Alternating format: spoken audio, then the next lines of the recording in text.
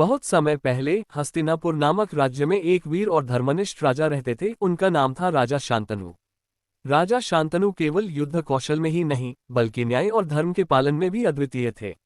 एक दिन जब वे गंगा नदी के किनारे शिकार करने गए तो उनकी नजर एक अद्भुत सौंदर्यवती स्त्री पर पड़ी। वह थी स्वयं देवी गंगा। गंगा की सुंदरता और तेज से राजा का हृदय मोह गया। उन्होंने उनसे विवाह का प्रस्ताव रखा। देवी गंगा ने मुस्कुराते हुए एक शर्त रखी।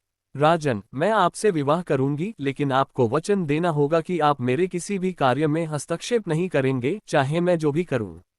अगर आपने मेरा वचन तोड़ा तो मैं तुरंत आपको छोड़कर चली जाऊंगी। प्रेम में डूबे राजा शांतनु ने बिना सोचे समझे ये शर्त मान ली। विवाह हुआ और समय बीतने के साथ गंगा ने एक एक करके 7 पुत्रों को जन्म दिया। लेकिन जैसे ही प्रत्येक पुत्र जन्म लेता, गंगा उसे गोद में उठाकर नदी में बहा देती।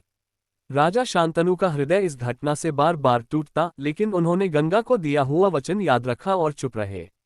जब 8वां पुत्र जन्मा और गंगा उसे भी बहाने चली तो राजा से रहा न गया। उन्होंने रोकर कहा, गंगा, यह क्या कर रही हो? अपने ही बच्चों को क्यों मार रही हो? गंगा ने शांत स्वर में कहा, राजन, आपने मेरा वचन तोड़ दिया है, इसलिए अब मुझे जाना होगा। लेकिन इससे पहले मैं आपको सच्चाई बताती हूँ। गंगा ने बताया कि वे 8 पुत्र वास्तव में 8 वासु देवता थे, जिन्हें एक ऋषि के श्राप से पृथ्वी पर जन्म लेना पड़ा था। 7 वासु अपने जन्म के तुरंत बाद मोक्ष प्राप्त कर चुके थे, लेकिन 8वें वासु देवर्त को अपना पूरा जीवन यहीं बिताना था। गंगा ने ये कहकर बालक को राजा के हाथों में सौंपा।